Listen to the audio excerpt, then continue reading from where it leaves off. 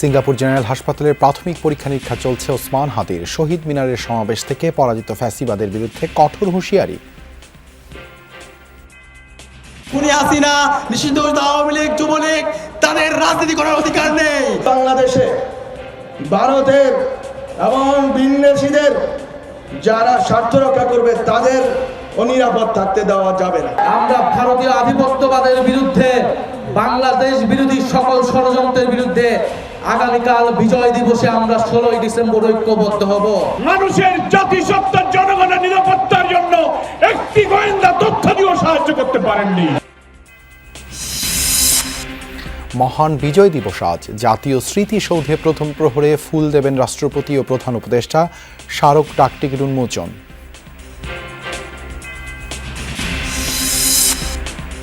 শর্ত দিয়ে নির্বাচন বানচালের চেষ্টা চলছে অভিযোগ তারেক রহমানের। বললেন, ষড়যন্ত্রের অংশ হিসেবেই হাদির উপর হামলা।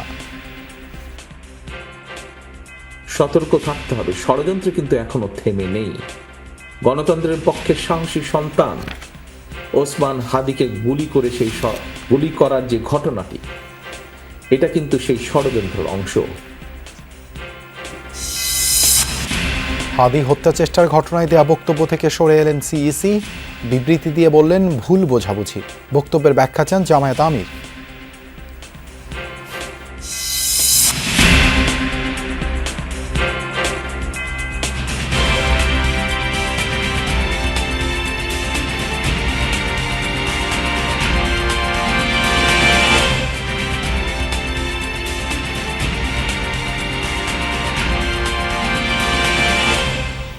আমন্ত্রণ যমুনা নিউজে আপনাদের সঙ্গে আছি আমি দেবাশিস রঞ্জন সরকার। এতক্ষণ শিরোনাম দেখছিলেন। সিঙ্গাপুর জেনারেল হাসপাতালে ভর্তির পর প্রাথমিক পরীক্ষা নিরীক্ষা চলছে ইনকিলাব মঞ্চের মুখপাত্র ওসমান হাদির। এর আগে তাকে বহনকারী এয়ার অ্যাম্বুলেন্স বাংলাদেশ সময় সন্ধ্যা 5টা 50 সেলেতার এয়ারপোর্টে অবতরণ করে। সেখান থেকে সরাসরি নেওয়া হয় হাসপাতালে। সেখানকার অ্যাক্সিডেন্ট ইমার্জেন্সি বিভাগে তার চিকিৎসা চলবে। এর আগে দুপুর 2টার দিকে তাকে বহনকারী এয়ার অ্যাম্বুলেন্স ঢাকার আকাশ ত্যাগ করে। শাহজালাল বিমানবন্দরে হাদিকে বিদায় দেওয়ার পর প্রধান উপদেষ্টার বিশেষ সহকারী জানান, সিঙ্গাপুরে ওসমান হাদির চিকিৎসা কার্যক্রম তদারকি করবে বাংলাদেশ হাই কমিশন। বেলা 2:05 আগে হজরত শাহজালাল আন্তর্জাতিক বিমানবন্দর ছেড়ে যায় ওসমান হাদিকে বহন করা এয়ার অ্যাম্বুলেন্সটি। হাদির সঙ্গে আছেন তার ভাই আবু বকর সিদ্দিক।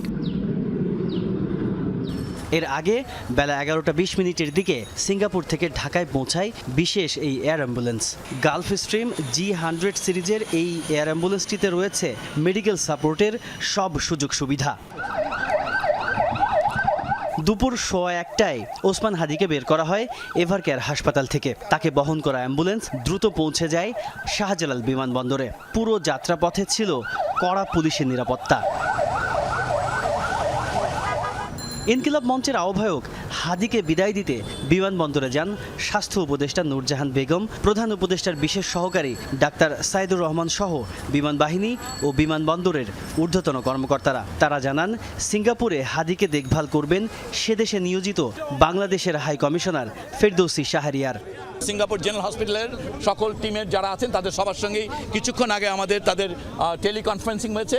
তারা নিশ্চিত করেছেন, এয়ার অ্যাম্বুলেন্স টিমের সঙ্গে টেলিকনফারেন্স করা হয়েছে, তারা নিশ্চিত করেছেন এবং এখন আমরা আশাবাদী যে তাকে অন্তত পক্ষে আমরা সিঙ্গাপুর জেনারেল হাসপাতালে, আপনারা জানেন এই অঞ্চলের মধ্যে নিউরোসার্জারিতে সবচেয়ে ভালো সেন্টার।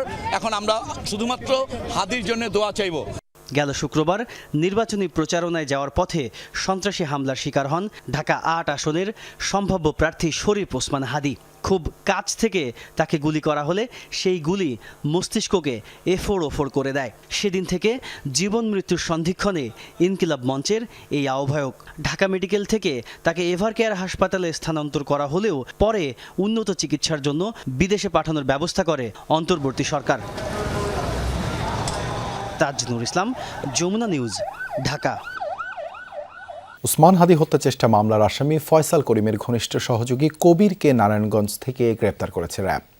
র্যাব জানায়, সোমবার ভোরে তাকে নারায়ণগঞ্জের ফতুল্লার পাগলা এলাকা থেকে গ্রেপ্তার করা হয়। এছাড়াও কুমিল্লা থেকে শীর্ষ সন্ত্রাসী সুব্রত বাইনের মেয়ে সিনতিহাকে কুমিল্লা থেকে আটক করেছে র্যাব। পরে তাকে ঢাকায় আনা হয়, এরপর গোয়েন্দা পুলিশের কাছে হস্তান্তর করা হয়েছে।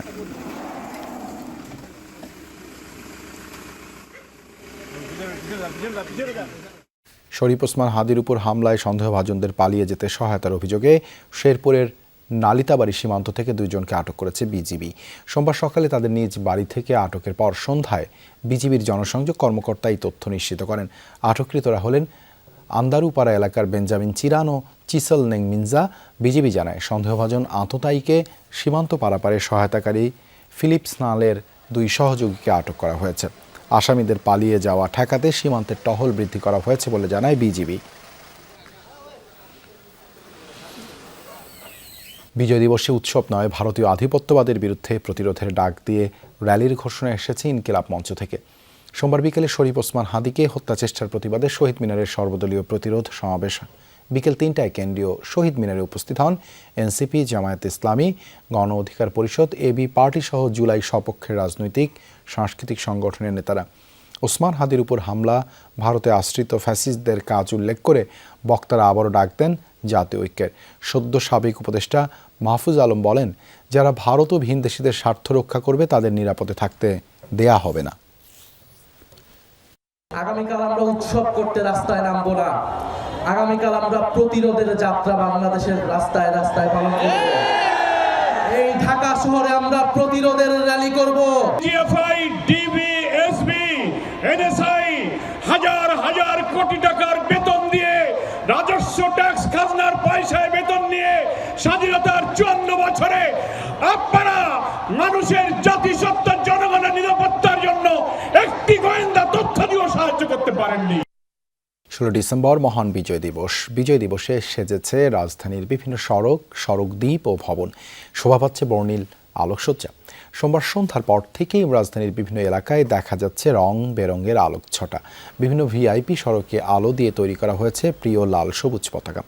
সচিবালয়ের গেট থেকে শুরু করে শাহবাগ, বাংলা মোটর ও ফার্মগেট, জাহাঙ্গীর গেট সহ বিভিন্ন সড়ক, ডিভাইডার ও ল্যাম্পপোস্ট জুড়ে এই সাজ।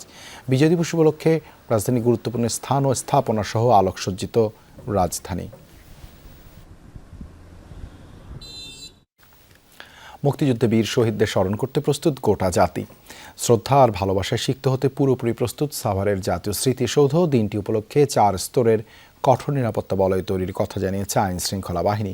শুধু সৌধ প্রাঙ্গণই নয়, বিজয় দিবসের রঙিন সাজে সেজেছে সাভার জনপদ। দিবসটি উদযাপনে উপজেলা প্রশাসনের পক্ষ থেকে নেওয়া হয়েছে বিভিন্ন উদ্যোগ। মহান বিজয় দিবস উপলক্ষে একটি স্মারক ডাক টিকিট উদ্বোধনী খাম ও সিলমোহর অবমুক্ত করেছেন প্রধান উপদেষ্টা ডক্টর মোহাম্মদ ইউনূস। সোমবার যমুনায় এগুলো অবমুক্ত করেন তিনি। এ সময় উপস্থিত ছিলেন প্রধান উপদেষ্টার বিশেষ সহকারী ফয়েজ আহমেদ তৈয়ব, তথ্য ও যোগাযোগ প্রযুক্তি বিভাগের সচিব শীষ হায়দার চৌধুরী, ডাক ও টেলিযোগাযোগ সচিব আব্দুল নাসের খান এবং ডাক অধিদপ্তরের মহাপরিচালক এস.এম. শাহাবুদ্দিন।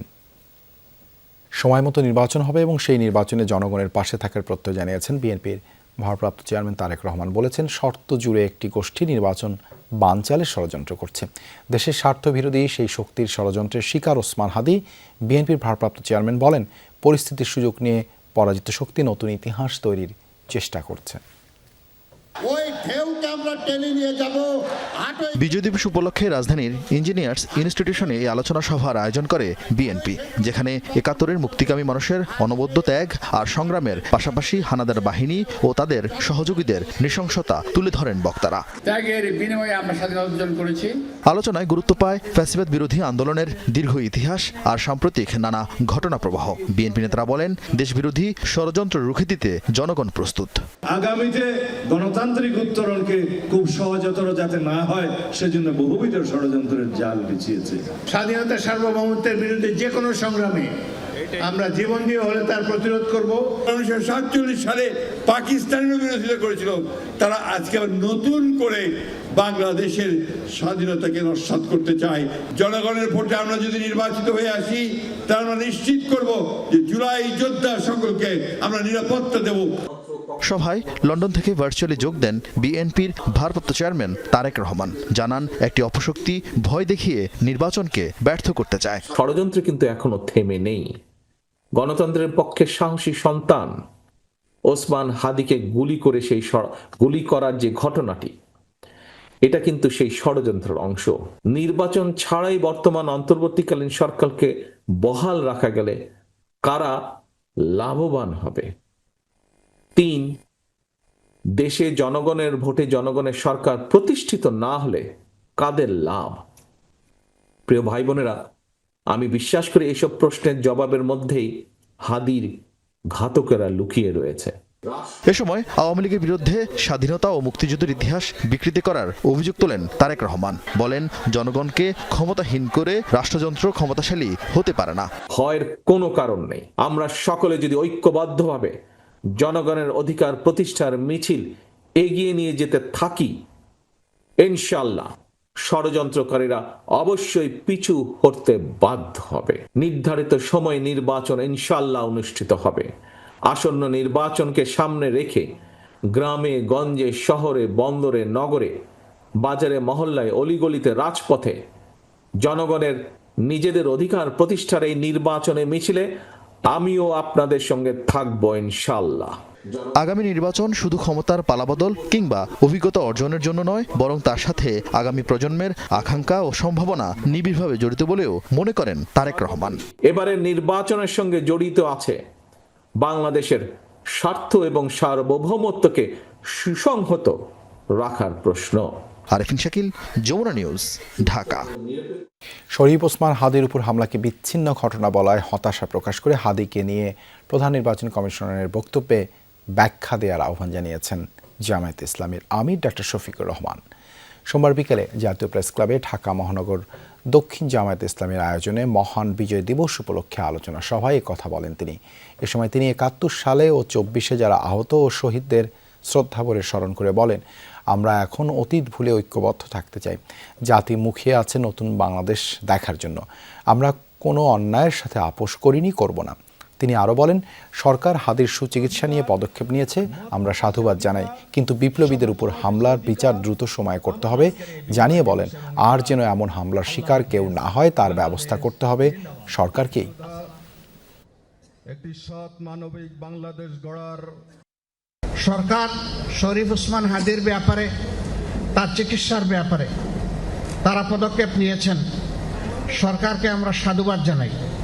কিন্তু আমরা এটাও চাই না এইরকম তরুণ বিপ্লবীরা আহত হবে, মৃত্যুর দুয়ারে চলে যাবে। এই জন্য সরকারকে তার দায়িত্ব অবশ্যই পালন করতে হবে। যদি পালন করতে ব্যর্থ হন, মনে রাখবেন ৫ আগস্ট বারবার ফিরে আসবে। হাদির উপর হামলাকে বিচ্ছিন্ন ঘটনা বলে দেয়া বক্তব্য থেকে সরে এসেছেন প্রধান নির্বাচন কমিশনার এএমএম নাসির উদ্দিন। সোমবার রাতে ইসির এক বিবৃতিতে দাবি করা হয়, তিনি বোঝাতে চেয়েছেন ওই ঘটনা নির্বাচন বাধাগ্রস্ত করবে না। এছাড়া দোষীদের বিরুদ্ধে কঠোর ব্যবস্থার নির্দেশ দেওয়ার পাশাপাশি তার আরোগ্যও কামনা করা হয়েছে। এর আগে রাজধানীর গুলশানে ইয়ুথ ভোটার অনুষ্ঠানের উদ্বোধনীতে সিইসি জানান, ওসমান হাদির উপর গুলি চালানোকে বিচ্ছিন্ন ঘটনা হিসেবে দেখছে নির্বাচন কমিশন, তাই নির্বাচন নিয়ে কোনো শঙ্কা নেই। তিনি বলেন, ইসির একার পক্ষে সুষ্ঠু, নিরপেক্ষ ও বিশ্বাসযোগ্য নির্বাচন আয়োজন সম্ভব নয়। দুশ্চিন্তা মাথা থেকে ঝেড়ে ফেলার আহ্বান জানিয়ে প্রধান নির্বাচন কমিশনার জানান, ভোটের সময় আইনশৃঙ্খলা পরিস্থিতি ঠিক রাখতে আইনশৃঙ্খলা বাহিনীকে নির্দেশনা দেয়া হয়েছে। অবনতি হলো কোথায়? একটু মাঝে মধ্যে দুই একটা খুন খারাপি হয়, যে হাদির একটা ঘটনা হয়েছে, আমরা এগুলো বিচ্ছিন্ন ঘটনা বলে মনে করি। এই ধরনের ঘটনা তো সবসময় ছিল। ইলেকশন আসলে এই ধরনের ঘটনা হয় বাংলাদেশে, এগুলো নতুন কিছু না। সুতরাং আইনশৃঙ্খলা পরিস্থিতির বড় উন্নতি হয়েছে।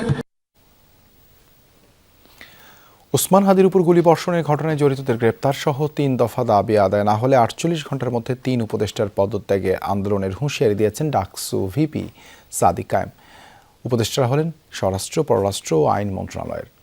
সচিবালয়ে স্বরাষ্ট্র উপদেষ্টার সাথে দেখা করেন ডাকসু নেতাদের কয়েকজন। পরে সাংবাদিকদের ব্রিফিংয়ে সাদিক কায়েম এই হুঁশিয়ারি দেন। বলেন, কার্যক্রম নিষিদ্ধ আওয়ামী লীগের বিরুদ্ধে কঠোর অভিযান চালাতে হবে। জুলাই আন্দোলনের সময় গণহত্যাকারী সন্ত্রাসীদের আশ্রয় দেওয়ার প্রতিবাদে ভারতের সঙ্গে কূটনৈতিক সম্পর্ক পুনর্বিবেচনা ও অভিযুক্তদের ফেরত না দেয়া পর্যন্ত কূটনৈতিক সম্পর্ক স্বাভাবিক করা যাবে না বলেও জানান তিনি। হাদির উপর গুলি চালানো বিচ্ছিন্ন ঘটনা, সিইসির এমন মন্তব্যের নিন্দা জানিয়ে তা প্রত্যাহারের আহ্বান জানান। এ সময় স্বরাষ্ট্র উপদেষ্টা মোহাম্মদ জাহাঙ্গীর আলম চৌধুরী বলেন, তাদের দাবি যৌক্তিক, অবশ্যই তা বাস্তবায়নের আশ্বাস দেন তিনি। ওসমান হাদির জন্য দোয়া চান স্বরাষ্ট্র উপদেষ্টা। অভিযুক্তদের ফেরত না দেওয়ার পূর্ব পর্যন্ত কূটনৈতিক সম্পর্ক স্বাভাবিক করা যাবে না। এই দাবি অনতিবিলম্বে না মানা হলে এবং আইন শৃঙ্খলা পরিস্থিতি দৃশ্যমান পরিবর্তন না দেখাতে পারলে স্বরাষ্ট্র উপদেষ্টা, আইন উপদেষ্টা এবং পররাষ্ট্র উপদেষ্টাকে পদত্যাগ করতে হবে। আমি যে কথা বলছি তার প্রতিটা দাবি যৌক্তিক। আমরা এই দাবিগুলি আগেও আমরা কিছু কিছু আপনাদের সামনে বলছি যে আমরা অবশ্যই করব। মানবতা বিরোধী অপরাধের মামলায় শেখ হাসিনা ও আসাদুজ্জামান খান কামালের আমৃত্যু কারাদণ্ডের বিপরীতে মৃত্যুদণ্ড চেয়ে আপিল করেছে ট্রাইব্যুনালের প্রসিকিউশন। সোমবার আপিল দায়েরের পর প্রসিকিউটর গাজী MH তামিম বলেন, তাদের অপরাধের জন্য মৃত্যুদণ্ডই প্রাপ্য। দ্রুত এই আপিল নিষ্পত্তি হবে বলে আশা প্রসিকিউশনের। এদিন আওয়ামী লীগের আমলে গুম হয়ে ফিরে না আসা ব্যক্তিদের বিষয়ে তদন্ত চলছে বলেও জানানো হয়। 2024 সালের 14 জুলাই গণভবনে সংবাদ সম্মেলনে আন্দোলনকারীদের রাজাকার বলে উস্কানিমূলক বক্তব্য দেন শেখ হাসিনা। সে রাতেই ঢাকা বিশ্ববিদ্যালয়ের ভিসি মাকসুদ কামালের সাথে কথোপকথনে আন্দোলনকারীদের রাজাকার বলে তাদের ফাঁসি দেওয়ার মনোবাসনা জানায় তৎকালীন প্রধানমন্ত্রী শেখ হাসিনা। শেখ হাসিনার উস্কানি ও আদেশের পর রংপুরে আবু সাইদকে গুলি করে পুলিশ। এই মামলায় গত 17 নভেম্বর শেখ হাসিনা এবং সাবেক স্বরাষ্ট্রমন্ত্রী আসাদুজ্জামান খান কামালের আমৃত্যু কারাদণ্ড দেন ট্রাইব্যুনাল 1। এই সাজার বিরুদ্ধে আপিল করা হলো। এদিন চানখারপুলে 6 জনকে হত্যা মামলায় ডিএমপির সাবেক কমিশনার হাবিবুর রহমান সহ 8 জনের বিরুদ্ধে রাষ্ট্রপক্ষ যুক্তিতর্ক উপস্থাপন করেন। ট্রাইব্যুনালের 2-এ কুষ্টিয়ার 6 জনকে হত্যায় পৃথক মামলায় মাহবুবুল আলম হানিফ ও হাসানুল হক ইনুর বিরুদ্ধেও সাক্ষ্য গ্রহণ অনুষ্ঠিত হয়। একই দিনে জাতীয় নির্বাচন ও গণভোট হওয়ায় এবার নির্বাচনী খরচ বাড়ছে, তবে এখনও বাজেটের চাহিদাপত্র দেয়নি ইসি, জানিয়েছেন অর্থ উপদেষ্টা। তিনি দাবি করেন নির্বাচনের সুষ্ঠু পরিবেশ রয়েছে, আইনশৃঙ্খলা পরিস্থিতির সামনে আরও কঠোর হওয়া প্রয়োজন। ওসমান হাদির চিকিৎসায় সব রকমের আর্থিক সহায়তা দেওয়া হবে বলেও জানান অর্থ উপদেষ্টা। সচিবালয়ে সরকারি ক্রয় সংক্রান্ত উপদেষ্টা কমিটির বৈঠক। এতে আলোচনা হয় 10টি প্রস্তাব নিয়ে। পরে গণমাধ্যম কর্মীদের সাথে কথা বলেন অর্থ উপদেষ্টা। জানান, জাতীয় নির্বাচনের জন্য ইসির প্রস্তুতি ভালোভাবে এগুচ্ছে। আইন শৃঙ্খলা পরিস্থিতি নিয়ন্ত্রণে সরকার সামনে আরও কঠোর হবে। যেগুলো প্রিপারেটরি ওয়ার্ক ইলেকশন কমিশন খুব ভালোভাবেই করেছে, ইমপ্লিমেন্ট করার যেসব জায়গায় ওরা করবে সেখানে সিচুয়েশন বুঝে সেন্সিটিভ জায়গাগুলোতে বেশি এসে করা হবে। যেগুলো লেস সেন্সিটিভ সেগুলো তো ওরা অলরেডি জানে কোন কোন জায়গায় মোর সেন্সিটিভ। ল অ্যান্ড অর্ডারটা তো আপনার মোটামুটি আছে, তো আরও স্ট্রিক্ট হবে তো ল অ্যান্ড অর্ডার। এ সময় অর্থ উপদেষ্টা বলেন, ওসমান হাদির চিকিৎসায় সার্বিক খরচ বহন করবে সরকার। হাদির ব্যাপারে বাইরে পাঠাবে। কালকে যখন আমাদেরকে মেসেজ দিল, আমরা বলেছি টাকা পয়সার কোনো ব্যাপার না, উইল গিভ অ্যালোকেশন, যা হোক এটা ম্যানেজ করে। অর্থ উপদেষ্টা জানান, ভারত থেকে চাল এবং কম দামে দক্ষিণ কোরিয়া থেকে এলএনজি কেনার সিদ্ধান্ত হয়েছে। আলমগীর স্বপন, যমুনা নিউজ, ঢাকা। অবৈধ হ্যান্ডসেট বন্ধে NEIR সিস্টেম চালুর সময় পেছালো।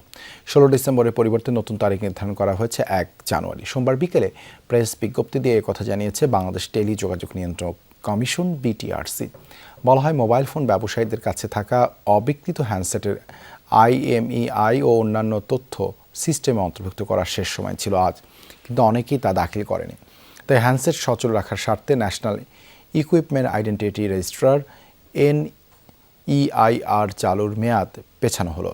31 ডিসেম্বর NEIR চালুর আগে গ্রাহকের হাতে সচল থাকা বৈধ বা অবৈধ কোনো হ্যান্ডসেটই পরবর্তীতে বন্ধ হবে না বলে জানিয়েছে BTRC। এই ছিল যমুনা নিউজে। এতক্ষণ সাথে থাকার জন্য ধন্যবাদ সবাইকে।